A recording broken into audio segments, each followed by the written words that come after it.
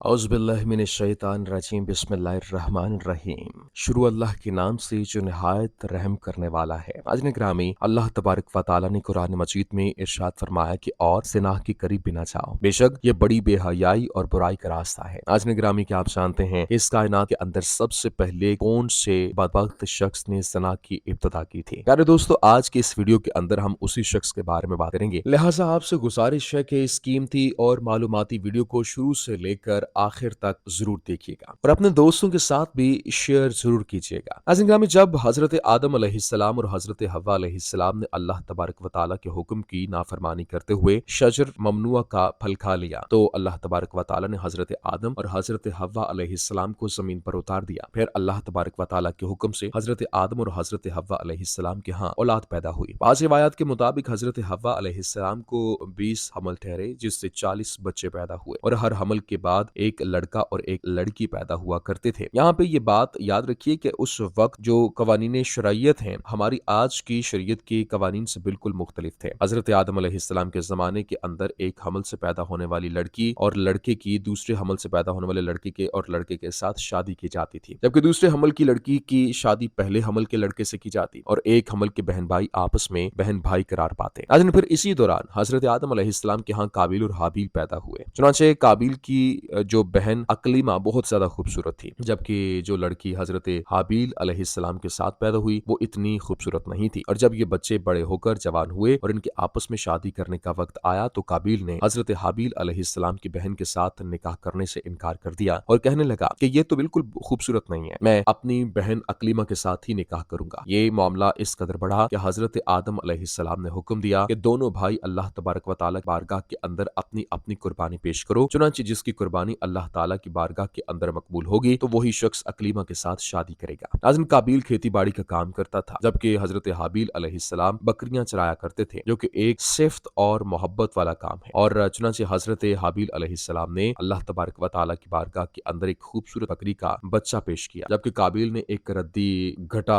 उठाकर जो कि इसके खेत से निकला था उसने अल्लाह तबारक व तआला की बारगाह के अंदर पेश कर दिया। इस जमाने के रिवाज के मुताबिक आसमान से आग उतरी और उसने हजरत हाबिल अलैहिस्सलाम की कुर्बानी को निगल लिया, जिस पर काबिल कहने लगा कि जरूर मेरे बाप हजरत आदम अलैहिस्सलाम ने हाबिल के लिए दुआ की है, जिसकी वजह से उसकी कुर्बानी कबूल हुई। दोस्तों, फिर उस वाक़े के बाद काबिल ने हजरत हाबिल अलैहिस्सलाम को माल की धमकी दी और रिवायात के अंदर आता है कि हजरत हाबिल अलैहिस्सलाम काबिल से ज्यादा ताकतवर थे, लेकिन आपने अल्लाह तबारक व तआला के खौफ की वजह से फरमाया कि अगर तुम मुझे कत्ल करोगे तो मैं तुम्हारी तरफ तुम्हें कत्ल करने के लिए हाथ नहीं बढ़ाऊंगा। मैं चाहता हूँ कि कयामत के दिन तू मेरे गुनाह के साथ आए। चुनांचे एक दिन काबिल ने गुस्से में आकर हजरत हाबिल अलैहिस्सलाम के सर पर पत्थर मारा, जिससे आपकी मौत पाके हो गई। हजरत हाबिल अलैहिस्सलाम को कत्ल करने के बाद काबिल बहुत परेशान हुआ और हजरत हाबिल अलैहिस्सलाम की लाश को अपने कंधों पर उठाए कई दिन तक मारा मारा फिरता रहा। फिर अल्लाह तबारक व तआला के हुक्म से दो कव्वे आए और इन दोनों ने काबिल के सामने झगड़ा किया। एक कव्वे ने दूसरे को मार दिया और फिर उसने जमीन कुरेद कर दूसरे कव्वे को उसके अंदर डालकर उसके ऊपर मट्टी डाल दी। काबिल ने जब कव्वे को देखा तो अफसोस करने लगा कि मैं अपने भाई की लाश को न छुपा सका। फिर उसने भी इसी तरह से किया और हजरत हाबिल अलैहिस्सलाम की लाश को जमीन के अंदर दफन कर दिया और काबिल अपनी बहन अकलीमा को लेकर वहां से चला गया, क्योंकि मुसलसल शैतान उसके पास आता रहा और उसको इस बात से डराता था कि तुम्हारा बाप तुम्हें कत्ल कर देगा। लिहाजा वो अपनी बहन को लेकर वहां से कहीं दूर जाकर वादियों के अंदर बस गया। नाज़रीन ग्रामी, इस वाक़े के बाद हजरत आदम अलैहिस्सलाम बहुत ज्यादा मगमूम रहा करते थे और अब अल्लाह तबारक व तआला से दुआ किया करते थे कि या अल्लाह मुझे वारिस अता फरमा। इसी दौरान आपको हजरत शीस अलैहिस्सलाम की बिशारत मिली। हजरत शीस अलैहिस्सलाम जैसे ही पैदा हुए तो हजरत आदम अलैहिस्सलाम ने बचपन से ही उनकी तरबियत पर खासी तवज्जो दी और हजरत शीस अलैहिस्सलाम को तमाम मामलात से आगाह किया। जब हजरत शीस अलैहिस्सलाम जवान हुए तो हजरत आदम अलैहिस्सलाम ने अपने बाद इनको मोमिनीन का खलीफा मुकर्रर किया और उन्हें इस बात का हुक्म दिया कि वो अपने भाई काबिल और उनकी औलाद से दूर रहें और मोमिनीन की इस जमात को भी उनसे दूर रखें। जब हजरत आदम अलैहिस्सलाम की विसाल का वक्त आया तो हजरत आदम अलैहिस्सलाम यही वसीयतें करते हुए इस दुनिया से कूच फरमा गए। अल्लाह तबारक व तआला के मुकद्दस फरिश्ते नाज़िल हुए और उन्होंने हजरत शीस अलैहिस्सलाम को हजरत आदम अलैहिस्सलाम को दफन करने का तरीका बयान किया। हजरत शीस अलैहिस्सलाम ने उसी तरीका से